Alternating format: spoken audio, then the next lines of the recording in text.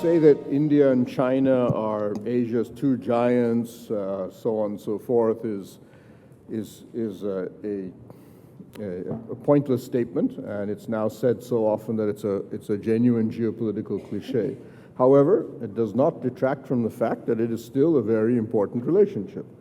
And as we have known in India in the past 4 years, we've had a, should we say, unusually contentious relationship with China in the sense that we've had squabbles over the traditional squabbles over the Dalai Lama. We've had a military standoff at Doklam. We've had a larger and continuing major difference over the Belt Road Initiative. But now, in this year, we have the spirit of Wuhan, where we saw Prime Minister Modi and the Chinese leader Xi Jinping come together and bring down the temperature dramatically to the point that it's almost hard to believe that Indian troops and Indian and Chinese troops were standing, if you wish, eyeball to eyeball up to last year. But anyway, to talk to us about where India and China could possibly be going and why they are the way they are with each other, I've got myself a distinguished panel, as has been mentioned, and I'm going to start immediately. Dr. Wang, and I'm going to ask each of you to speak, as I've mentioned to you all, 3 points, 5 minutes each. India and China, where do you see the worldviews of these two countries? Where do they diverge? Where do they converge? Thank you, Chair. It's great to be at this conference. I think I'm really learning a lot. I think regarding the question you'll be asking, I think first of all, India and China are such great countries that so supplementary, have a long history, and even a dynasty, a Tang dynasty. There's a monk from China actually coming to India, the first time to import, the Buddhism actually into China, and so there's a lot of historical exchanges. And then I think that even more so now, as India and China are two largest growing economy in the world. India is doing 7-8%. So there's so many things in similarity. Like we have a huge population, 1.3 billion people. We have the density, the environment, the urbanization.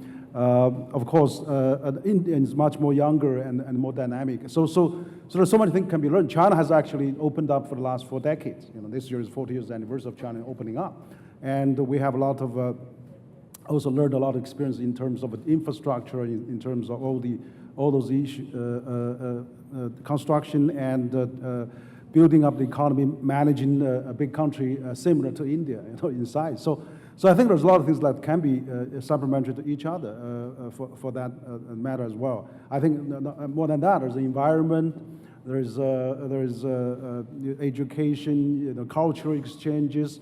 Recently, last year there was a big movie box from India to China.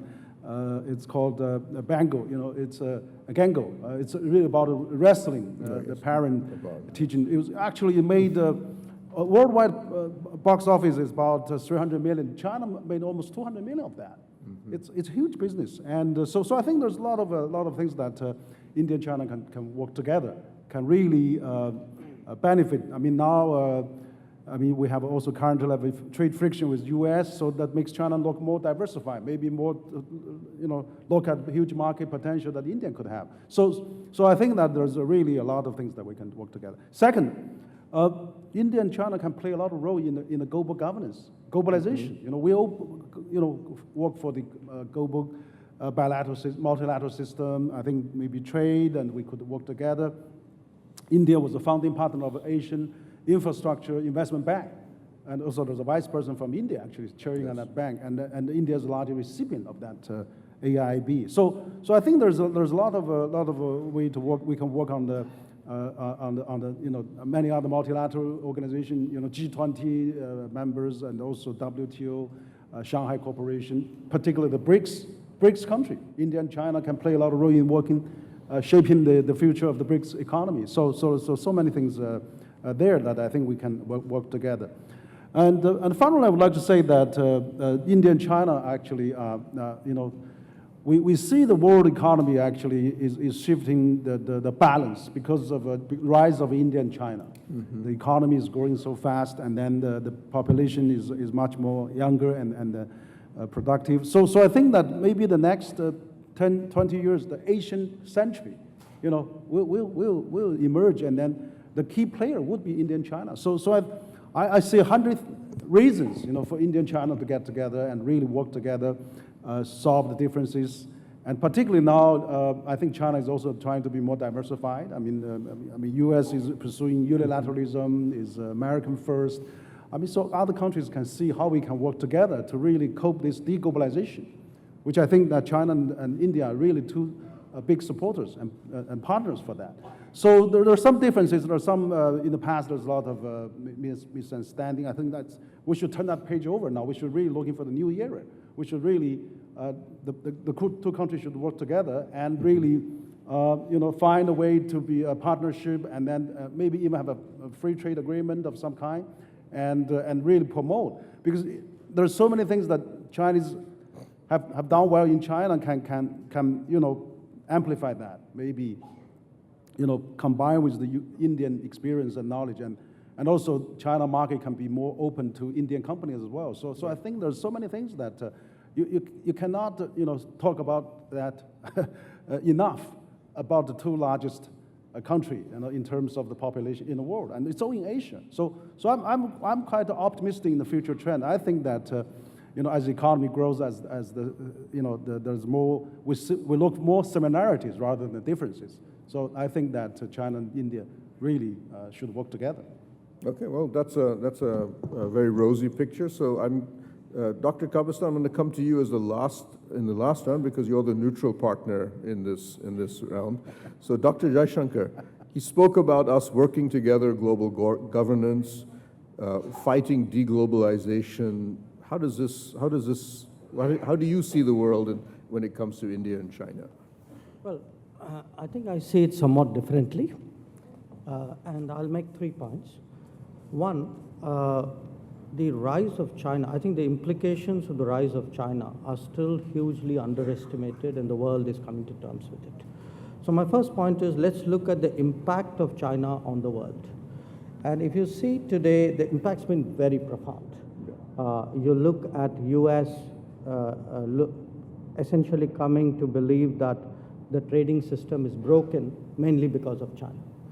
You look at Japan, which is revising its security policies. You look at Europe, which is worried whether very hard-fought European unity is being eroded by groups like 16+1. I think you can see the impact of China on Africa as well. So what we have, if you look at the global situation, is really a China whose rise has been so immense that it's no longer possible to work within the global system. And the rest of the world essentially saying, if this global system is no longer good enough to address the issues which come out of the rise of China, there are other issues as well. And therefore, we see the disruptions and the kind of turbulence that we have in the world. And I would say particularly, if you see the messaging which comes out of One Belt, One Road, of the South China Sea issue, of Make in China 2025, I think it's a very, very powerful messaging which doesn't necessarily leave the rest of the world more confident in dealing with China. So that's my first point. My second point, China's impact on India. If you have what is really the emergence of a global power, the impact would be felt most strongly in its immediate proximity. And it is our good fortune that we happen to be China's immediate neighbor. So when people today talk about, this is happening with China, that's happening with China, I would say the good news is we have woken up. The bad news is we woke up late. So we've actually had a period, just look at the last 10 years. You had the Hambantota project in Sri Lanka. Actually, I would go back earlier. I would even go to what was happening in Myanmar before, in the 1990s. So you had the Hambantota in Sri Lanka, you had Djibouti in East Africa, in the Horn of Africa, you had the removal of Nasheed in Maldives, you had China-Pakistan economic corridor come up in 2013. So these were all 2008, 2009, 2012, 2013. And I think a lot of this, perhaps we didn't fully understand or respond to the implications of this. So today, I would say, if you look at the impact of China on India, if we really think this is strategic, and then my view is we should get serious about it. It's sort of too important an issue really for there to be domestic divisions on this issue. And there are solutions. I'm not suggesting there aren't. The third is, what is the impact of India on China? Because India has also been rising. Now, you know, I don't know how many of you would readily appreciate this. When Rajiv Gandhi went to China in 1988, the Indian economy and the Chinese economy were the same size. In the 30 years that has passed, the Chinese economy is 5 times the size of India. So although there has been a rise of India, which has impacted on every other part of the world, in China, because compared to China, we have grown 20%. So it's not had the same impact on China which it has had in the rest of the world. So what has happened is, particularly in the last few years, you know, I heard Professor Wang talk about Asian century, etc. But the fact is, China was very focused on the US. The phrase G2 was very much in vogue at that time. The lot of Indian concerns were sort of brushed aside. I think we had some real problems in One Belt, One Road. We had issues on NSG. We had issues on the Masood Azhar designations. So there are issues out there. And most of all, we have issues on trade. You know, year on year for 15 years, our trade deficit is growing. So trade deficit is just not an American problem vis-a-vis China. It's also very much an Indian problem. I think we are in the top 3 or 4 of the countries.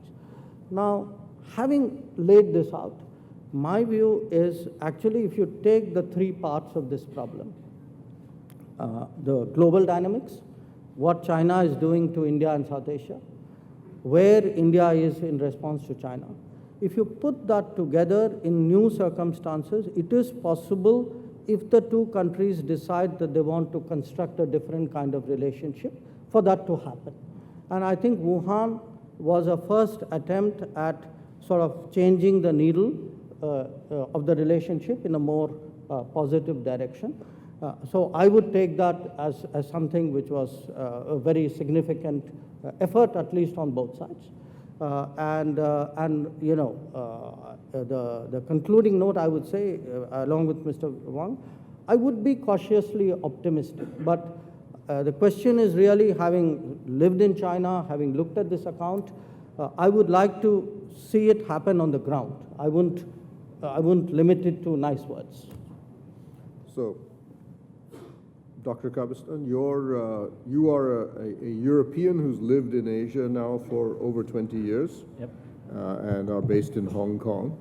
And now, since you've been in India for 2 days, you know everything about us as well. So therefore, where do you see India and China going?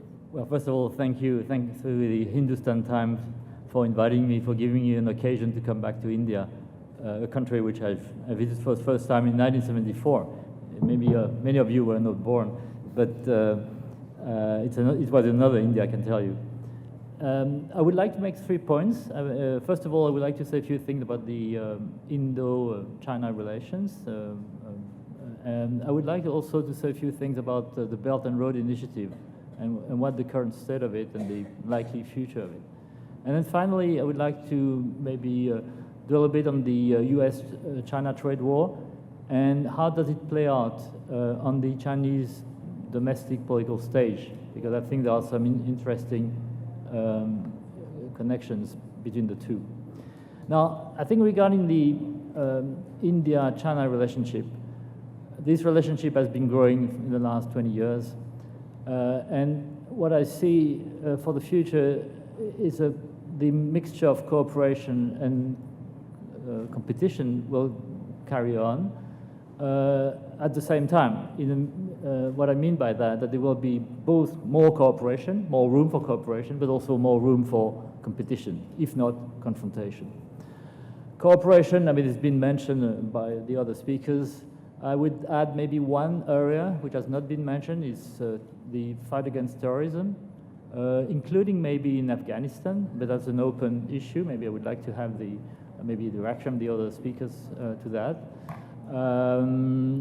I see also some cooperation in the BRICS, some complementarity in the economy, all those things are well known.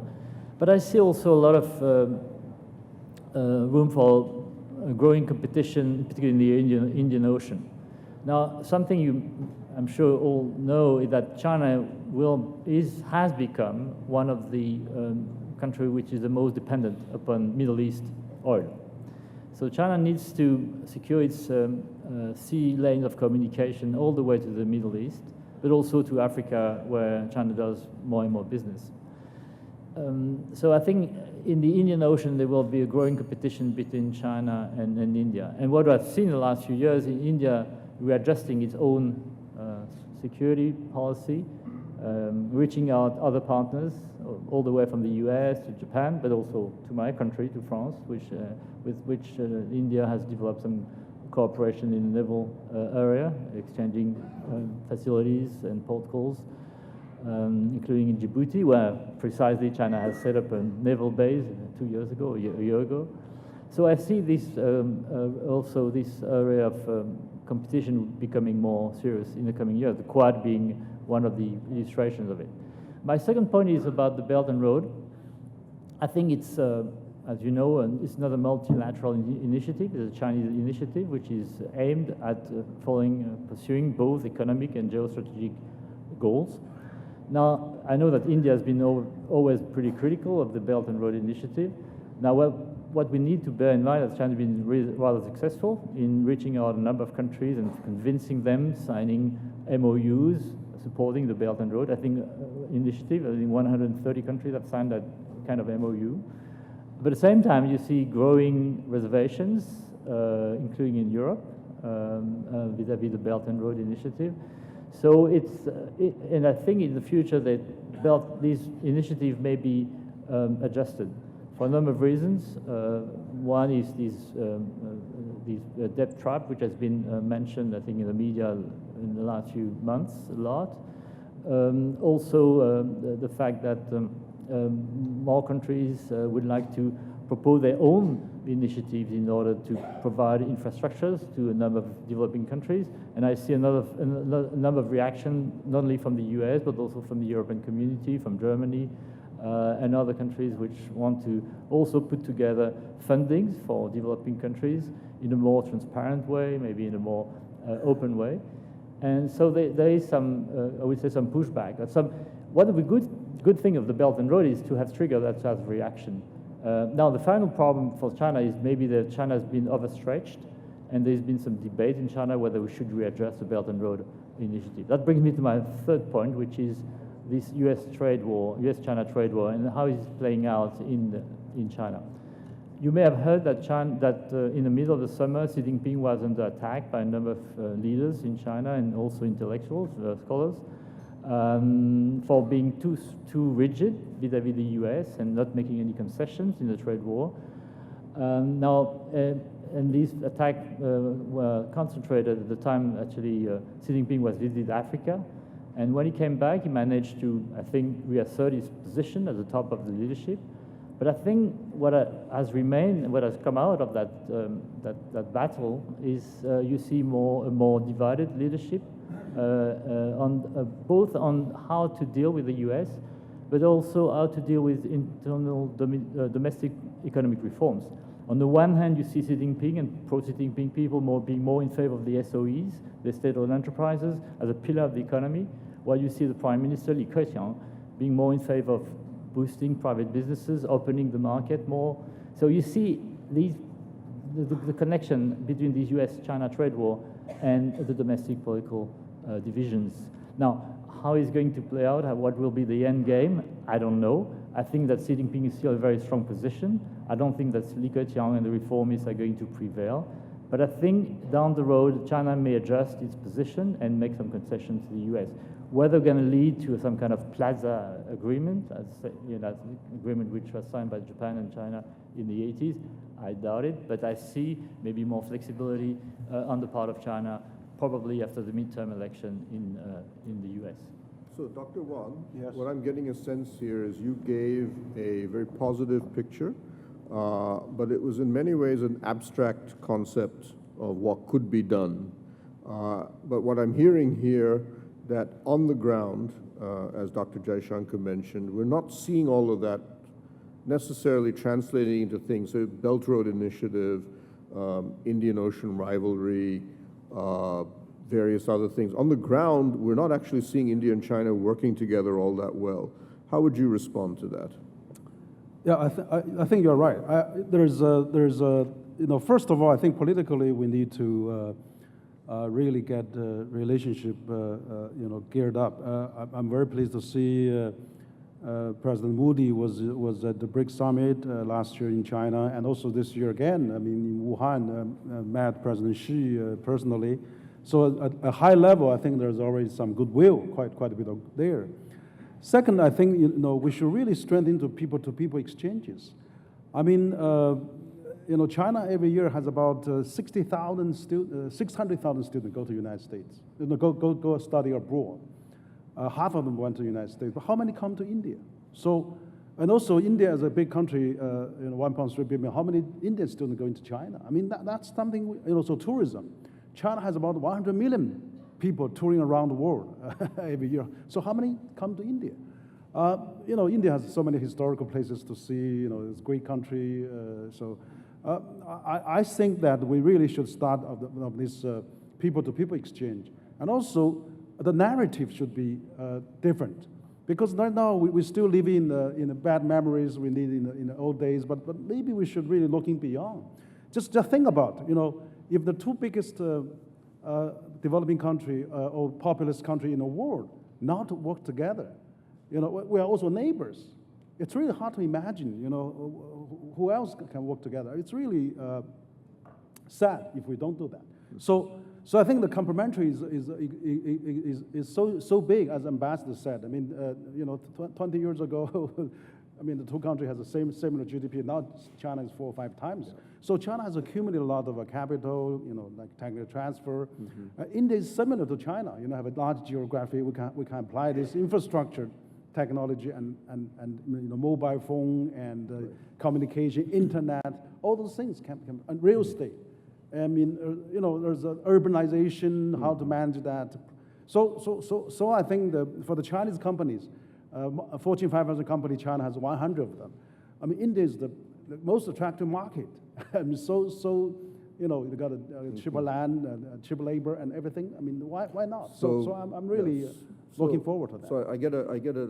That's a strong sort of almost European point of view of how the world should solve its problems. So I'm curious to know, Dr. Jaishankar, do you see that people-to-people exchanges, economics, is that enough to get our two countries closer together?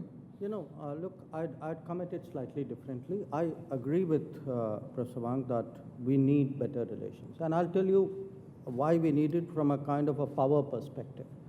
If India-China relations, among the bigger powers, if India-China relations are particularly frictional, I think everybody else will take advantage of it, including countries which are friends of India or friends of China.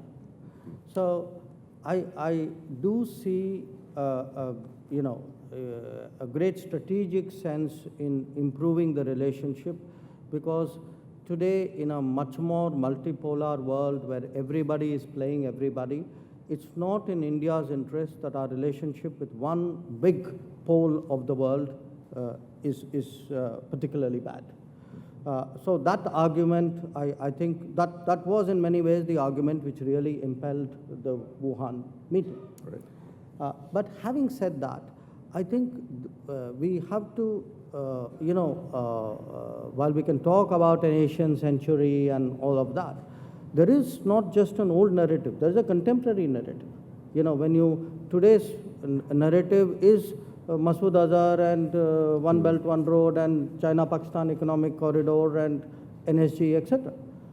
If you go to someone who's 25 years old today, who may or may not remember the 1962 conflict, they don't have a positive view of all of these developments. So I think we need to do something about the contemporary narrative.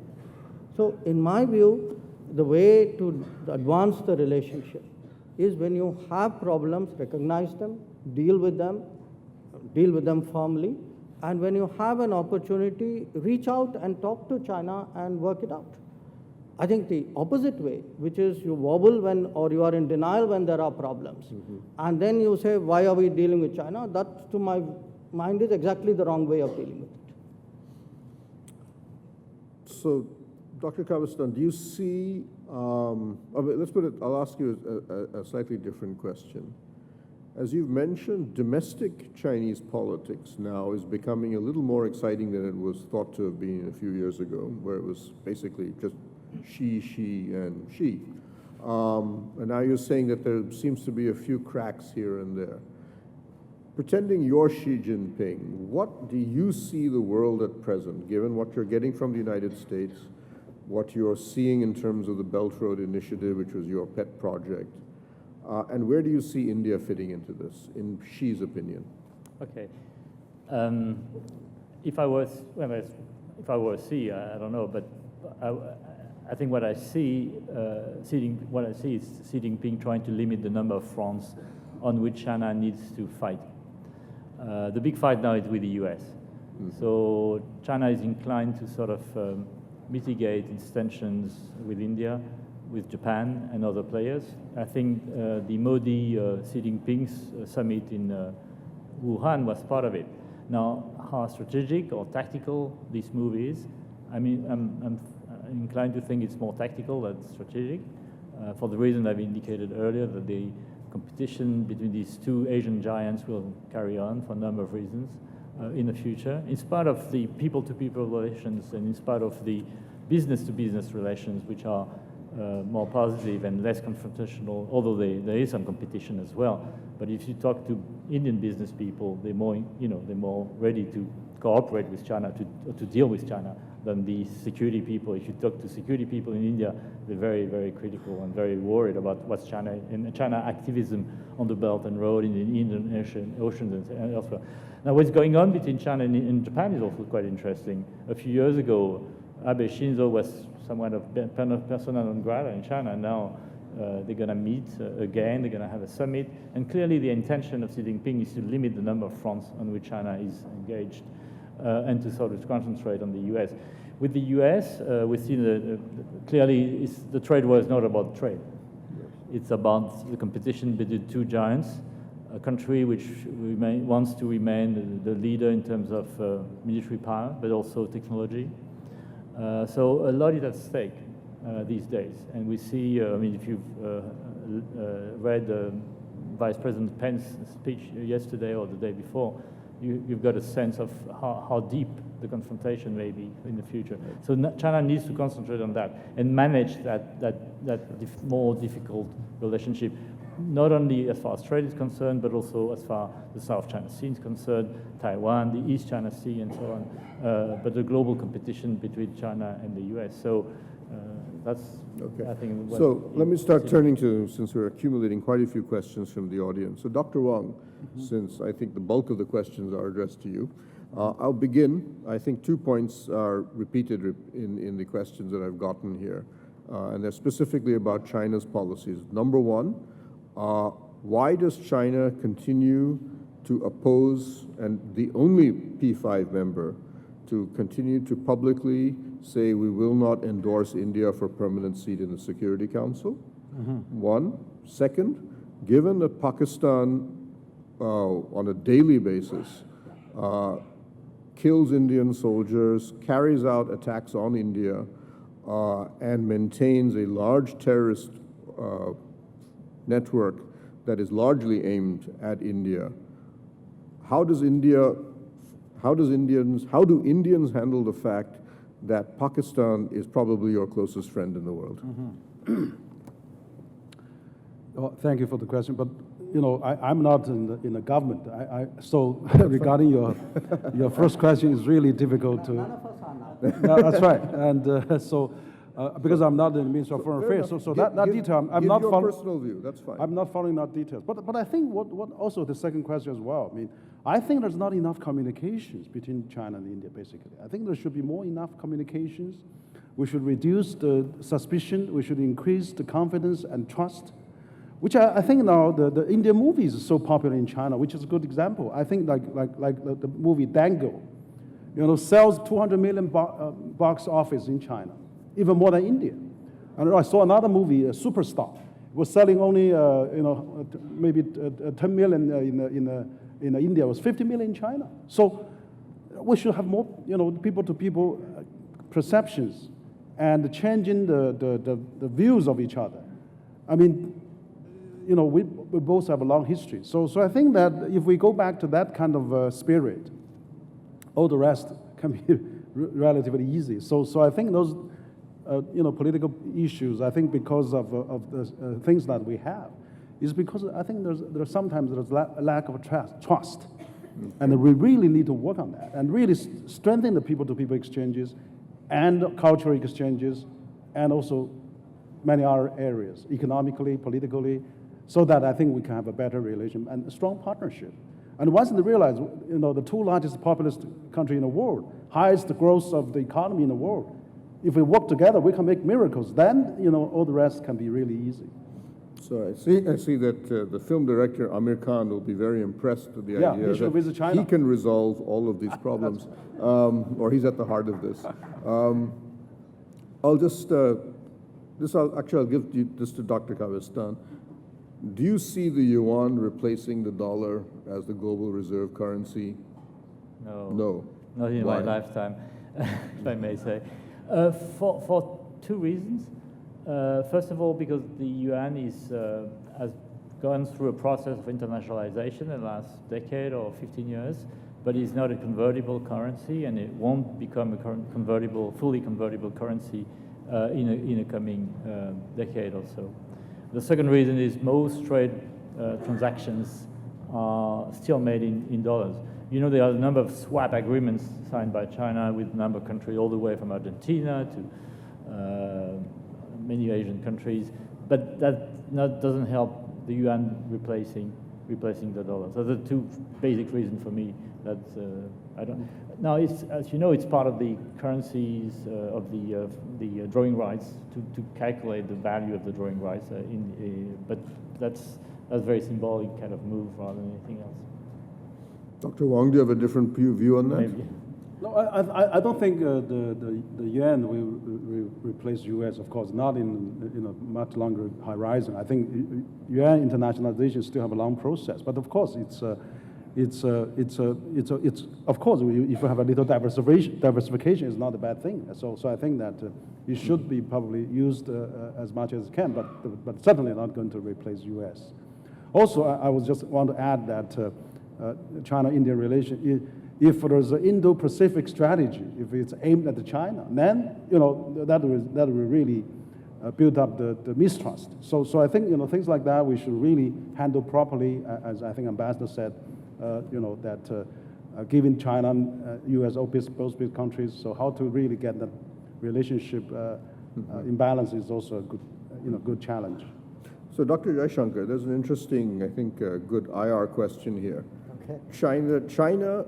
And this question is, China seems to be able to use, if you wish, public-private partnerships, be able to use its commercial and political and military capacities to further its strategic interests in a remarkable way.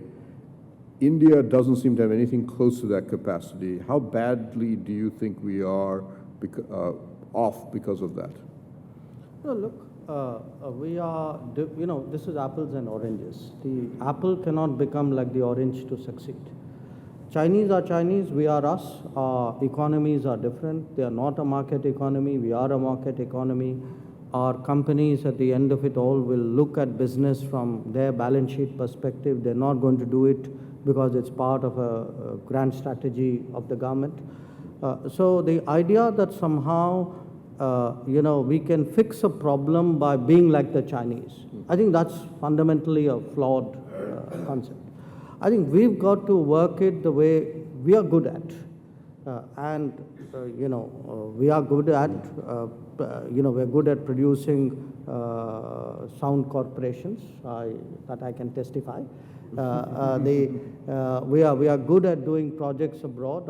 Many of our businesses have done very well.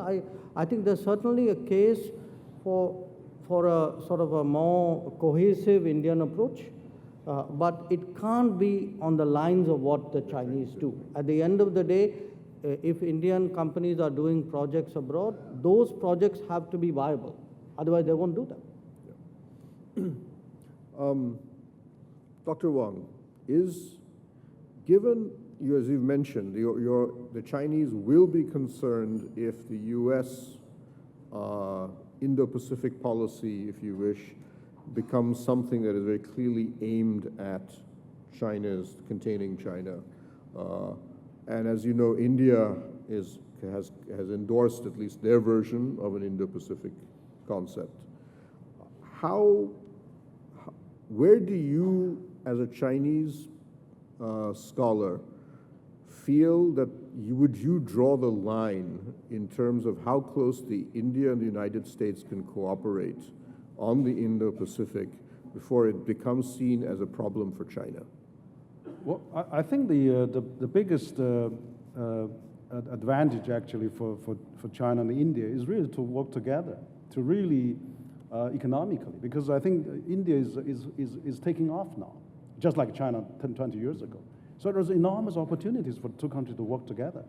I think we should probably downplay geopolitics concerns rather than we build the peace and prosperity in the region. We really work together and strengthen the relationship and really working on the economic, and also India and China share a lot of common values. Let's safeguard the multilateral trade system.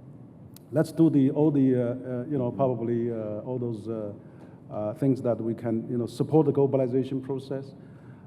So my answer for that is I think it's really important that the two countries work together economically, people-to-people exchanges, and understand each other better, so that really the two Oriental countries, the two powerhouses of Asia, work together. Then if everybody is in prosperity and in peace, then we worry less about those geopolitics, so that's, I think it's the fundamental thing that we should do. I mean, that's exactly, 70 years after the Second World War, there's no major wars. It's because every country is so intertwined.